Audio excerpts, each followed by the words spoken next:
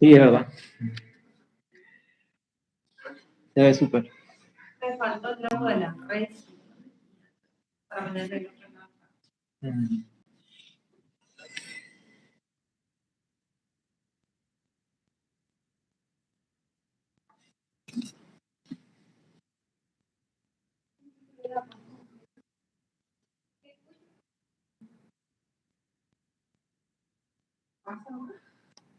Está para las entradas, la fue para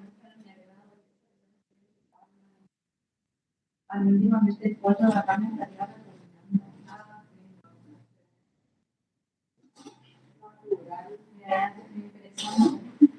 ¿eh?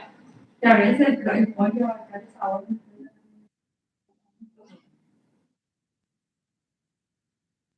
Pero con más la parte pasa. Y parece rico en la banana también.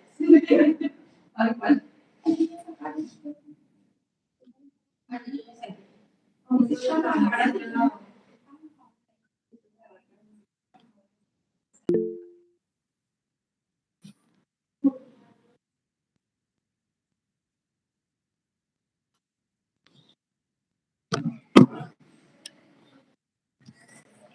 ¿Quiere que le vaya pasando o pasa usted nomás directamente? Bueno, ¿Se sientan ahí para la clase? se sientan todos acá habitualmente. Y se quedan. Se sienta y acá, taca, taca, taca. Y ellos ven y usted ve la pantalla. Como quiera. Pero por ahí si se va a parar o algo así. Bueno, yo me quedo acá. Entonces.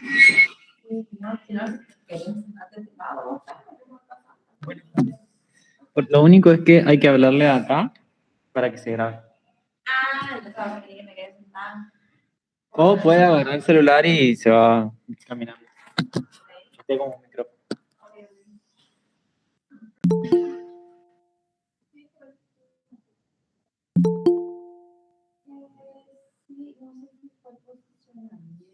Porque al final lo que hice el lado yo no podía. Ajá. Pero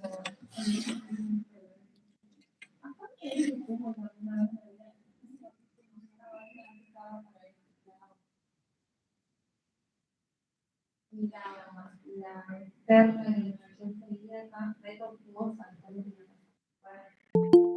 saqué nomás. Y acá, yo un solo material podía identificar bases para agregar y me animé a hacer el plano abajo, usando el modo de la tiene, la base de la por así. Y entonces le dije, no, voy a tomar una.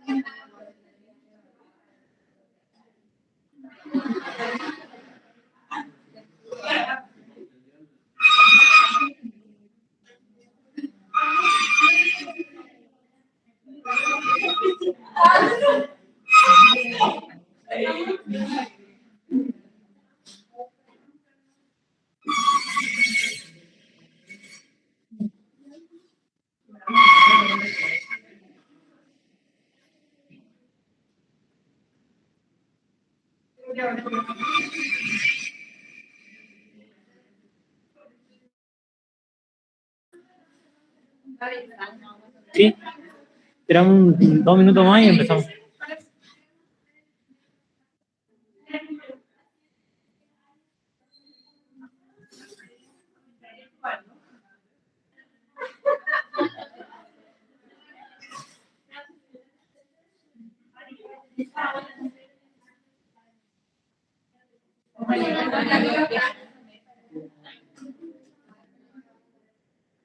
Ah, la puta. Está, al parecer.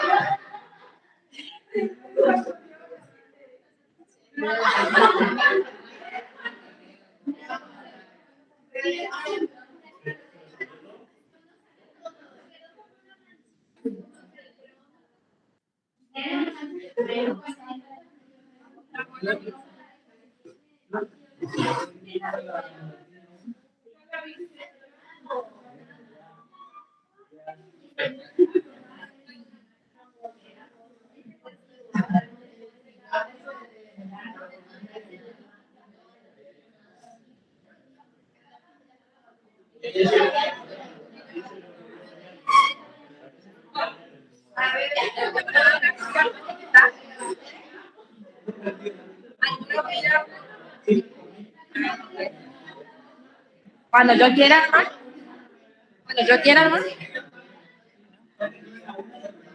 Ah, bueno.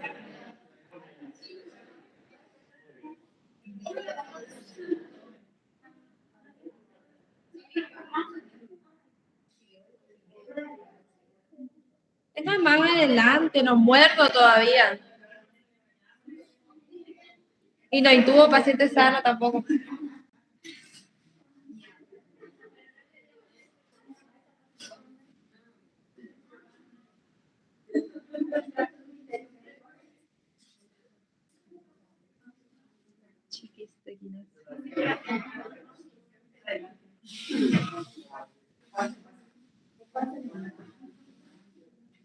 Aquí está más atrás, más preguntas le voy a hacer.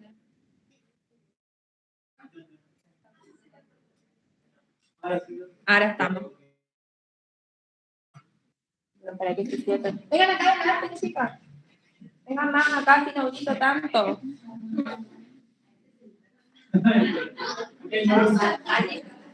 Está valiente.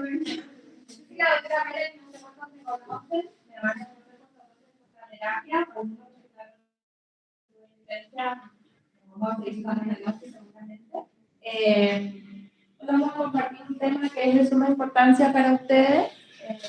La idea es, voy a hablar un poco por la clase y después vamos a comentar algunos casos clínicos.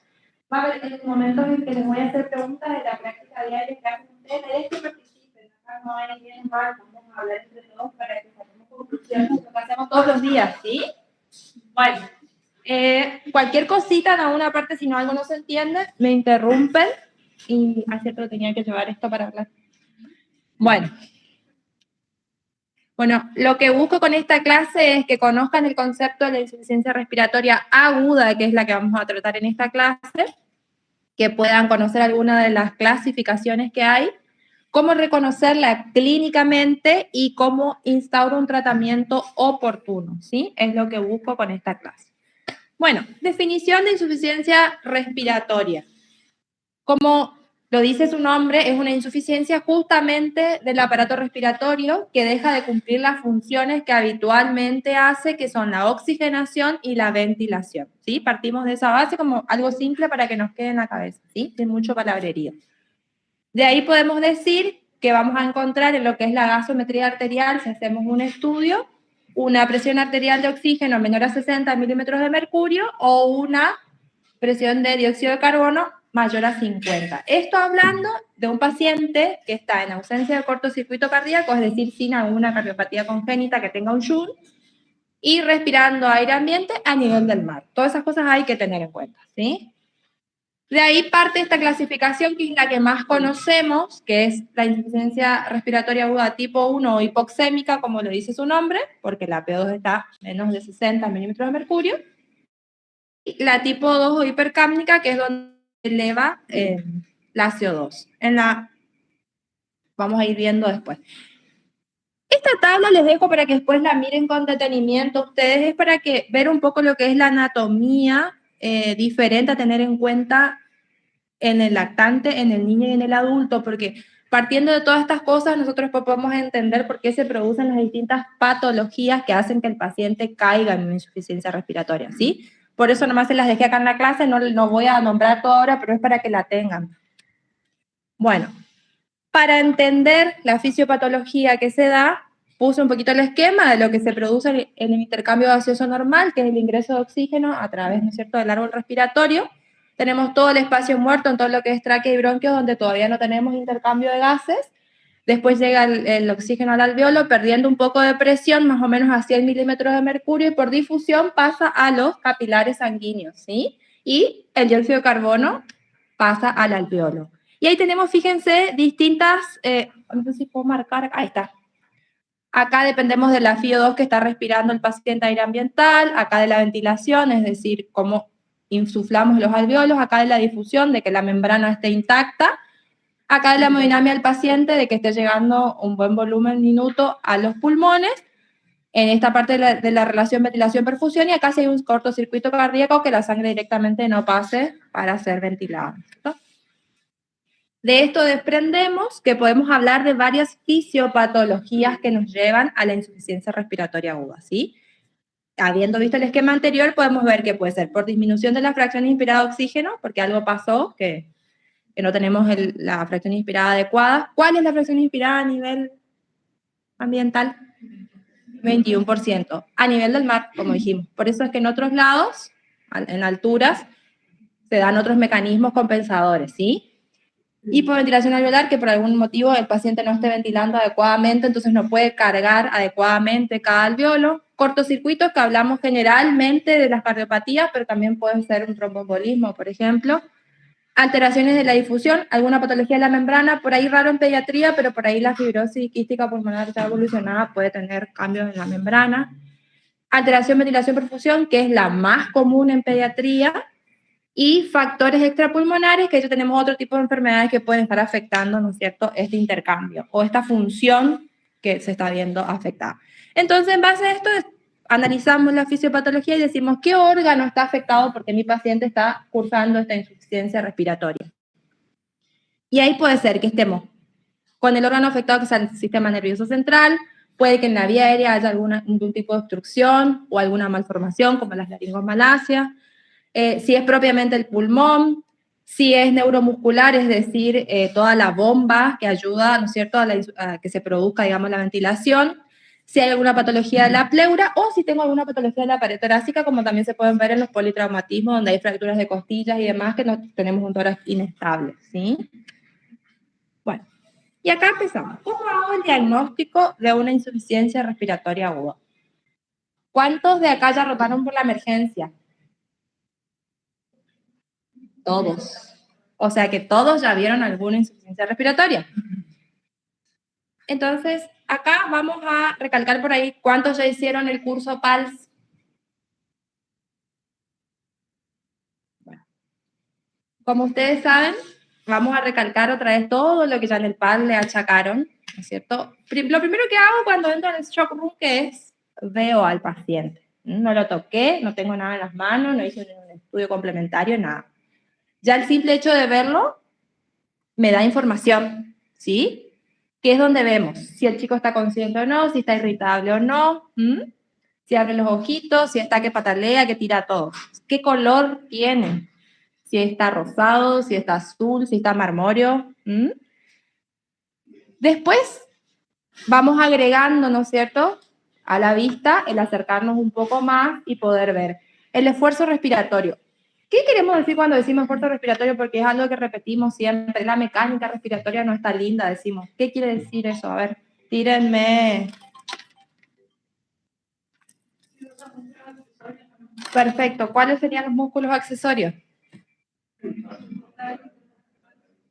Ajá.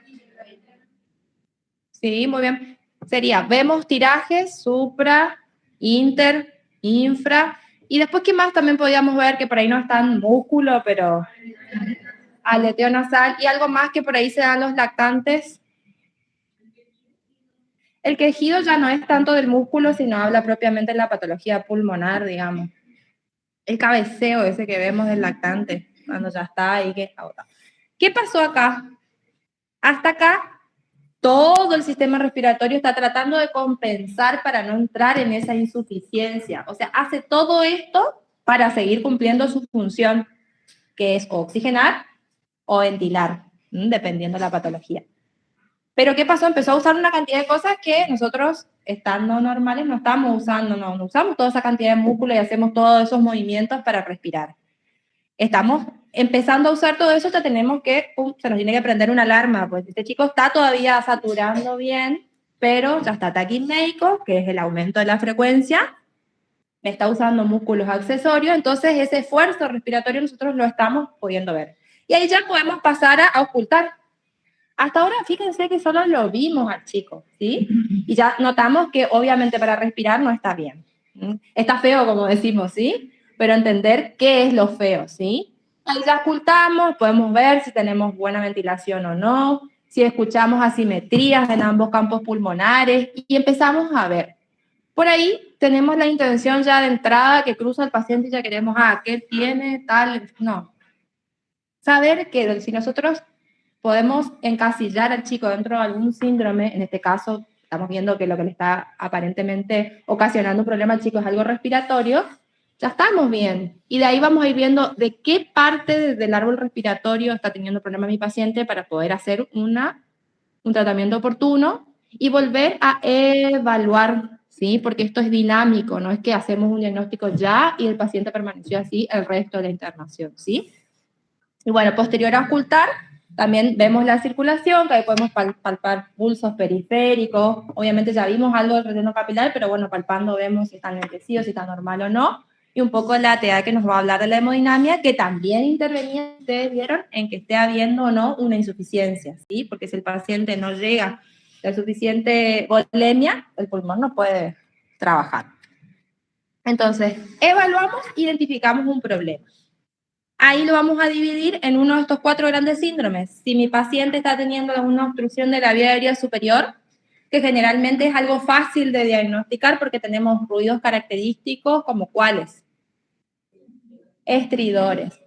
Que ahí vamos a ver si son supraglóticos, infraglóticos, que eso después les invito a que puedan leerlo bien porque ya podemos hacer diagnóstico específico ubicando esas cosas, si son inspiratorios, si son expiratorios. Hay algún cuerpo extraño en la vía aérea que por ahí nos cuenta la mamá, no, recién estaba jugando con un juguetito en el piso y de repente empezó a estar así. Si es obstrucción de la vía aérea inferior, que generalmente eso ya con el estetoscopio pudimos, ¿no es cierto?, diagnosticar. Si es una enfermedad del tejido pulmonar propiamente dicha, que por ahí ya fuimos sumando datos, el chico hizo fiebre, viene de varios días de antibiótico, no me está saturando bien, oculto hipoventilaciones en alguna zona o asimetría, la ocultación, ya ya por ahí tuve una placa y veo que hay un bloqueo neumónico y digo, bueno, está en el tejido pulmonar la afección. O si es el control respiratorio alterado, que eso tenemos a nivel del sistema nervioso central, que se supone que con la apariencia ya vimos que el chico no estaba despierto, que no respondía, que estaba hipoactivo, y pudimos encasillar al chico. Cualquiera de estos grandes síntomas pueden llevarnos primero a una dificultad respiratoria que puede ir progresando y terminar en una insuficiencia respiratoria, que es cuando ya el aparato respiratorio agotó todo lo que tenía para poder cumplir su función, ¿sí? ¿Alguna pregunta hasta acá? ¿No? Bueno. Entonces ahí vamos a hablar de algunos signos clínicos, ¿no es cierto?, de la insuficiencia respiratoria. Dice frecuencia respiratoria alta, o sea, una taquipnea que vemos, como decimos, el paciente está volando, solemos decir, de tan alta frecuencia que está teniendo. O también puede ser una frecuencia respiratoria que no parece tan rápida en número por minuto, pero que no es adecuada en cuanto, ¿no es cierto?, a la sincronía que tiene, o directamente vemos pausa, respira, nos tiene que llamar la atención. El esfuerzo respiratorio que ya estuvimos hablando, todas estas cosas que ustedes ya saben identificarlas. Ausencia de movimiento de aire distal, eso lo podemos hacer o con la palpación de la excursión de base o inclusive auscultando con el estetoscopio vemos que no entra el aire, decimos, el chico está haciendo todo el esfuerzo y no entra el aire. Baja saturación de oxígeno, que acá ya agregamos uno de los elementos que tenemos de monitoreo, el nivel de conciencia disminuido, que eso es lo que nos marca que salimos de la dificultad respiratoria grave y estamos entrando en la insuficiencia, porque el chico ya se está deteriorando neurológicamente, ¿sí? Entonces ahí, ojo, porque ahí tenemos a veces minutos o segundos para actuar porque terminamos, si no, en un paciente en parada respiratoria. Ustedes acuérdense que lo que consume de oxígeno un pediátrico no es lo mismo que un adulto, o sea que en poquito tiempo el pediátrico para. Es así. Primero respiratorio y luego cardio. ¿Sí? Y bueno, y la cianosis. Bueno, acá está bien la diferencia. Esto está sacado del PALS, de cómo de una insuficiencia, una dificultad respiratoria grave, podemos progresar rápidamente a una insuficiencia respiratoria aguda. La idea es que en la grave ya actuemos y no llegar a la insuficiencia respiratoria aguda. ¿Sí? Eso después ustedes lo leen sin problema, más o menos estuvimos marcando. ¿Qué hacemos? ¿Qué hago con el paciente? Entré al shock room, veo al paciente. Está consciente todavía, está con mucha taquipnea, tiene una frecuencia cardíaca, respiratoria de 30 y es un nene más o menos de 4 años. Tiene tiraje universal, aleteo nasal, pero todavía está consciente, les habla, cianosis todavía no vemos. Y bueno, le pongo el saturómetro y estamos ahí, 89, 88. ¿Qué hago?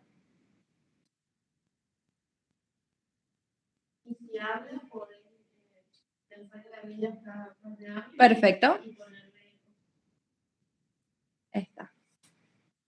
Parece una pregunta tonta, pero a veces estamos queriendo hacer 20 cosas a la vez y lo primero que tenemos que ofrecerle al chico que es oxígeno. Está pidiendo oxígeno. Después vemos si tenemos que agregar medicación o lo que sea.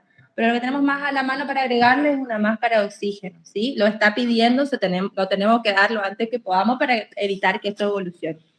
Y lo otro que parece que recalcamos siempre, esto vieron que en el ABC, el A es el posicionamiento de la vía aérea y qué sé yo. Les digo que hemos bajado a evaluar al paciente en la emergencia que está con oxígeno y está acostado así en una almohada, bebé. Entonces, parece repetitivo, pero no. O sea, posicionamiento de la vía aérea, oxígeno. Y ahí ya vamos a ir viendo si mejora o no. Si algo le gustó. ¿Cómo vamos viendo que mejora o no el paciente? ¿Qué cosas tomamos como parámetro para decir está mejorando o no está mejorando?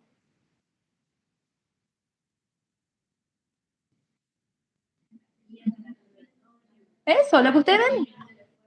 Perfecto, todo eso puede mejorar o no, ¿cierto? Y mientras tanto seguimos nosotros haciendo nuestro examen físico para llegar a un diagnóstico y poder instaurar otro tratamiento más que solo el oxígeno, ¿sí? Bueno, y ahí vemos, como puse yo, oxígeno, vemos la saturación, vemos la medicación. Oculté unas sibilancias bilaterales audibles, sin estetoscopio inclusive. ¿Qué hago? ¿Qué más? Corticoide. ¿Viste? En base a eso yo ya dije esto es ¿cómo es? Del aparato respiratorio, ya identifiqué que tiene algo respiratorio el chico. Es a nivel pulmonar, y estoy ya ofreciendo oxígeno primero que nada, y ahora los beta-bloqueantes y el corticoide, ¿sí? La idea es no tener que pasar a los pasos siguientes, que ya son la ventilación a presión positiva, ya sea en una BNI en terapia, o a la intubación. Si bien la insuficiencia respiratoria aguda en pediatría es la principal causa por la que terminamos intubando a los chicos, la idea es no llegar a eso. Entonces, todo esto que hacemos previo y volver a reevaluar cada rato, porque listo, le dejé la serie, le dije al enfermero en el CIA hacerle la serie y me fui. Yo puedo tener varios caminos acá. O el chico queda igual, o mejora, o empeora. ¿Tá? Por más a veces que hagamos todo el esfuerzo de instaurar el tratamiento oportuno, ¿sí? Entonces tengo que estar reevaluando constantemente para tratar de evitar llegar, ¿sí? Ahí vemos, bueno, en el C que evaluamos lo que es la frecuencia cardíaca, todo tenían acá, y el acceso vascular importantísimo, aunque a veces, al principio, si el chico está muy agitado y yo puedo ofrecerle otra terapéutica antes de empezar a pincharlo, es conveniente porque viene volando y encima le quiero hacer una vía, listo, terminé de agotarlo, ¿sí? Por ahí capaz le ofrecí oxígeno, le puedo dar unas neu primero y después tratamos de hacer la vía para ponerle la dexa y capaz que el chico queda en el estado en el que estaba y no hicimos que empeore, ¿sí? Acá quise poner más o menos el escalonamiento de lo que sería el tratamiento, ¿sí? Suponiendo que el chico llega con una dificultad respiratoria leve, uno ofrece cánula nasal, que sabemos que son terapias de bajo flujo de oxígeno, ¿sí? Una máscara, y después ya pasamos a todo lo que es de alto flujo, ¿sí? Cánula de alto flujo que la estamos teniendo cada vez más ahora acá utilizándola, y ya lo que es BNI-RM que lo van a ver cuando roten por la terapia, ¿sí? Esto era más que nada para dividirlo en alto flujo y bajo flujo. ¿Cuáles son las indicaciones de cada uno de estos tratamientos?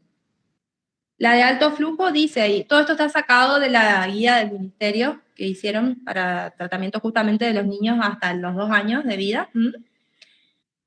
Da algunas de las indicaciones, como por ejemplo bronquiolitis, neumonía, síndrome bronquial obstructivo, obstrucción de la vía aérea superior y otras que nombra ahí. Y fíjense las contraindicaciones, justamente, bueno, cuerpo extraño, se sabe que no, pues hay que retirar el cuerpo extraño.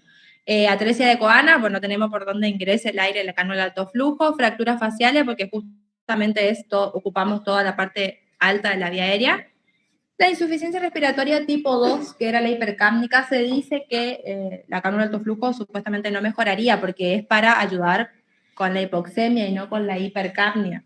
Pero se ha visto que también algo logra mejorar, porque se dice que tiene un leve aumento de la presión positiva al final de la expiración. Si bien es leve, puede llegar a ayudar. Pero no se indica para eso, ¿sí? Y bueno, y otras enfermedades IB que están en contraindicación. Yo quiero que me digan ¿cómo coloco la cánula de alto flujo en un paciente? O sea, ¿cómo elijo cuántos litros voy a colocar y las fío? Quiero que me digan ustedes. 2 por kilo. Ajá, 2 litros por kilo. ¿Y las fío?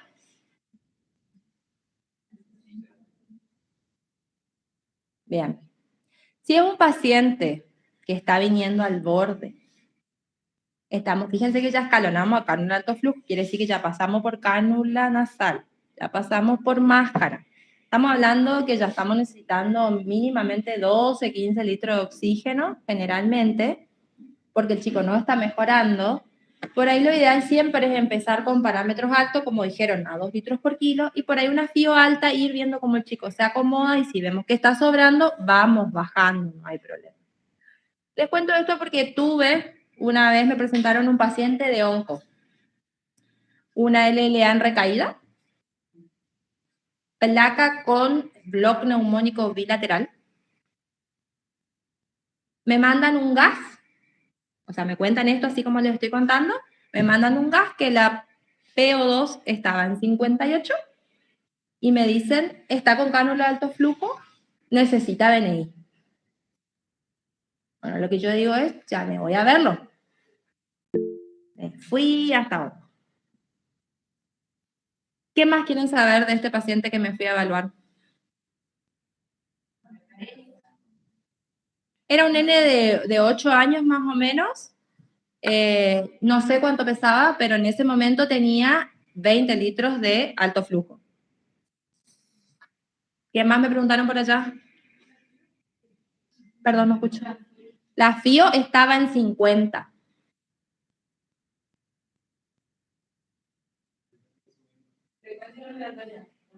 Tenía una mecánica, sí tenía un tiraje intercostal, no era que asustaba mucho. ¿Me preguntaste más? ¿Frecuencia respiratoria?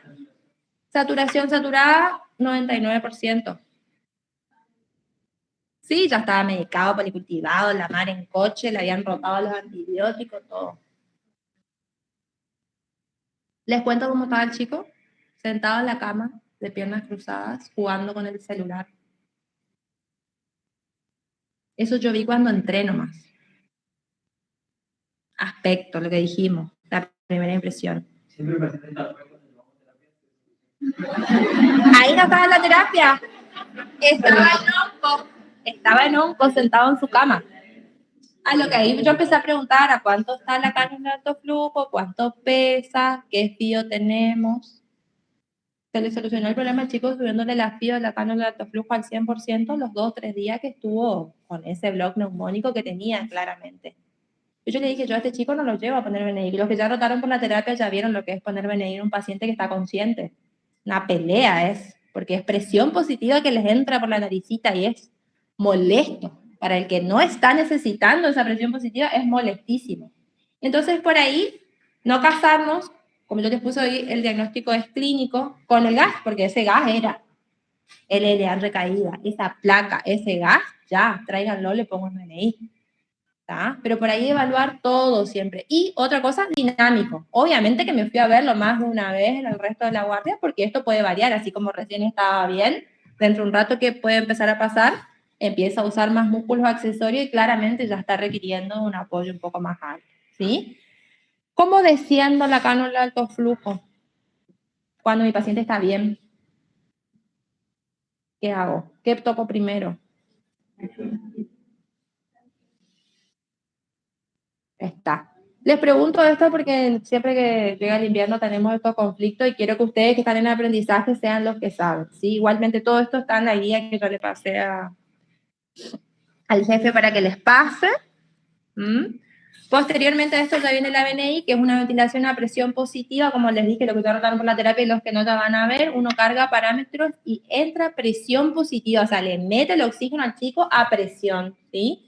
Generalmente se ve en las dos insuficiencias respiratorias, pero por ahí la que más necesita la presión positiva cuando hacemos el diagnóstico, tiene una patología de base, es la tipo 2, que es la hipercápnica, porque justamente no está ventilando, no está pudiendo eliminar la CO2, ¿sí?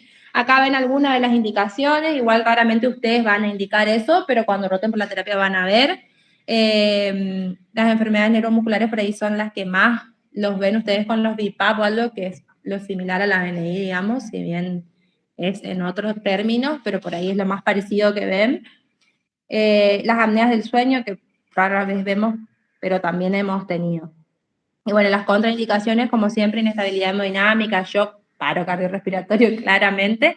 La hubo menor a 10, porque en BNI todavía necesito que el chico me siga manteniendo la vía aérea, los reflejos tusígenos, todos los reflejos protectores de la vía aérea, necesito que todavía él los pueda sostener, ¿sí? Bueno, indicaciones de RDM, que es lo que por ahí todo el mundo quiere ver cuando rota por la terapia, que la verdad, chicos, que el chico llegue al respirador es porque fracasamos todos antes, ¿sí? No es lo ideal, no es lo mejor, hay que ir a la terapia para ver cómo intuban al chico. Eso es el fracaso total de la pediatría, que el chico está en la terapia. No nos tiene que dar gusto que un chico se intube, al contrario, tenemos que decir, pucha, ¿qué no vimos antes para que este chico no se intube, ¿sí? Ahí ven las indicaciones, taquipnea grave, capacidad vital. Bueno, esto por ahí son más definiciones de terapia, pero un chico que está con utilización de los músculos accesorios, con respiración en balancín, cianótico, deprimido a nivel central, todo claramente bradicárdico, no podemos sostener de ninguna de las otras maneras, lastimosamente hay que intubar, ingresarlo a red, ¿sí? Para salvar esta etapa de la insuficiencia respiratoria. Lo que yo quería que les quede más claro en esta clase, en realidad, Es que quiero que ustedes puedan hacer el diagnóstico clínico de la insuficiencia respiratoria, porque a veces, ¿qué pasa? Y es como yo decía, sacamos un gas y cae dentro de los parámetros que ya sea por hipoxémica, por hipercápnica, y ya decimos insuficiencia respiratoria, ¿está? Pero tenemos que aprender a evaluar al paciente. Q con una PCO2 de 70, yo puedo decir que está en insuficiencia respiratoria tipo 2. Y resulta que después pregunto o veo la carpeta y es la CO2 que maneja el chico todos los días por la patología. Que si bien es un insuficiente respiratorio crónico, se puede reagudizar, pero yo tengo que conocer el paciente basal para saber que ahora está reagudizado. Si ese mismo paciente tiene una CO2 de 80 o 90, ya no es su basal, ¿sí? O lo mismo, veo una PO2 baja, pero resulta que todavía el sistema de oxígeno anterior o el que estoy usando todavía no está al máximo, no le di todo el power, como decimos, para sacarlo de esa insuficiencia respiratoria. Ir probando eso primero antes de querer escalar, porque escalar significa que el chico sea más invadido, más agredido, y no es la idea, ¿sí? La idea es, mientras menos podamos agredirlo, mejor, ¿sí? Primeramente, entonces, eso, que puedan hacer el diagnóstico clínico, que no se olviden de ese, ver la apariencia del chico, ver el esfuerzo respiratorio, ver la circulación y sobre todo lo que es evaluar, detectar y poder tratar. Si yo ya evalué que tiene una dificultad respiratoria, no puedo estar presentando al chico, por ejemplo, para que se interne y todavía no le agregué un oxígeno. No me fijé si no necesita medicación inhalatoria. O sea, primero que nada, actuar sobre lo que ya tenemos para evitar que avance, ¿no es cierto?, la evolución clínica del chico y que esto signifique que desmejore. Que sería la revaloración constante. Y el tratamiento oportuno, que entiendan que todo lo que hacemos parece agresivamente al principio, como yo les digo, ponerle a 2 litros por kilo y ponerle la FIO al 100, la CAFO, es justamente para evitar que el chico pase al siguiente paso. ¿A los cuántos minutos de haber puesto CAFO yo evalúo el resultado de mi tratamiento? Dicen 60 o 90 en las guías. ¿Y qué evalúo ahí?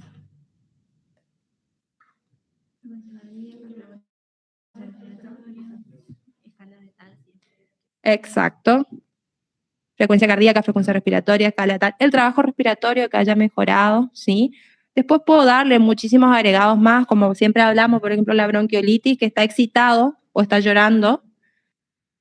Podemos agregarle algunos condimentos por ahí para ayudarle, como ser la sedación y demás, que hacen que el metabolismo del paciente baje un poquito, entonces mientras tanto actúa la cánula de alto flujo. La cánula de alto flujo también, si bien no llega a ser una BNI, a litros altos es molesta, porque es aire que está entrando con un flujo altísimo, ¿sí? Entonces, entender todas esas cosas, posicionar al paciente, volver a evaluarlo, fijarse el que está al lado cuidándolo, que no se saque, que no... Todas esas cosas que ustedes ya saben que tenemos que estar controlando todo el tiempo para evitar que el paciente llegue, ¿no es cierto?, a la insuficiencia respiratoria, al fallo respiratorio y a terminar con nosotros. Bueno, acá les dejo los 3 lugares de donde saqué toda la información que les estuve dando. Lo de cánula de alto flujo lo tiene, ahí te quiero decir Facu, Franco, no sé por qué. Y después tienen lo que es el PALS para los que ya lo hicieron, los que no lo hicieron lo van a hacer en algún momento, que es el libro del medio. El otro es un curso que me gustaría que en algún momento lo podamos traer de vuelta, que eso es para pediatras. Que si lo quieren también se los puedo prestar, que habla de todos los síntomas respiratorios que tenemos que ver, toda la clínica que tenemos que aprender a identificar para evitar que el paciente llegue a la insuficiencia respiratoria. Bueno, el otro ya es el manual de ventilación mecánica pediátrica, que por ahí específicamente para el que va a hacer terapia o los que van a rotar por la terapia también lo tenemos disponible para que él le lea. Bueno, creo que acá terminé. Si me quieren hacer alguna pregunta, los espero. A los que ya rotaron los sigo esperando y a los otros los espero para la rotación. Bueno, no sé, ¿alguna pregunta, chicos, que me quieran hacer?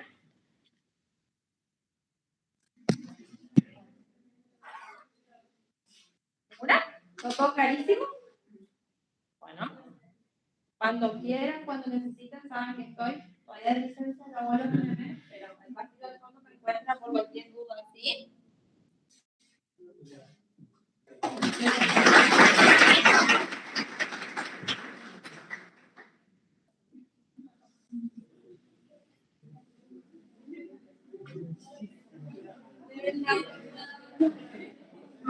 No lo veo. ¿Dónde está como ahora por todos En lados? clínica, en clínica.